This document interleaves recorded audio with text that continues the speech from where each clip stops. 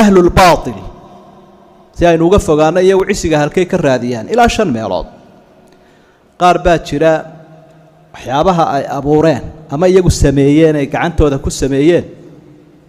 ilaahayaal ku sheegay oo hor fadhiyo oo hareero fadhiyo lacagta iyo maalka iyo tacliinta iyo ka sugaya oo cisi halka ka raadiyay ilaahayna uu inooga digo waxa uu watakhaduu min duunillaahi aaliha liyakunu lahum izza kalla sayakfuruna biibadatihim wa yakununa alayhim ضدا ilaahayaal ay samaysteen bicisi ka raadiyeen baa ilaahay uu hadda aakhiro waabay ka hor iman doonaan wana si daro marka hindiya tagtay saaw eegta waxaad arkaysaa ilaahayaal la iibinayo oo marka expire garoobana wabiga iyo badda lagu daadinayo oo ninka lacag badan uu noqday ka ilaahayaasha u qorqoraya ee u farsameynaya aqliga bani aadamku markuu cilmi waay halkaas uu gaaray qayb labaad waa mustakbiriin almunxarifiin waxay yiraahdeen annagu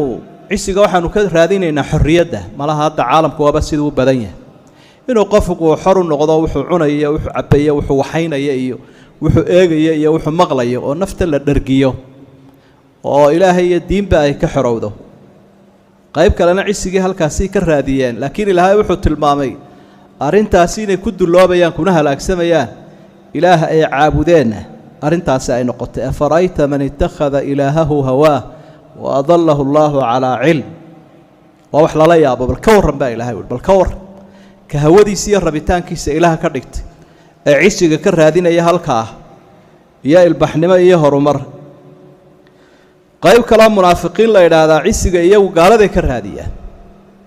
munaafiqo bariga nabigana uu jooga calayhi salaatu wasalaam mar walba uu joogaa muslimiintu afka kaga tirsan laakiin uurka shisheeyuhu la haya marka wuxuu leeyahay tani hor u mari mayso waa halaagsamaysa ilaa nimanka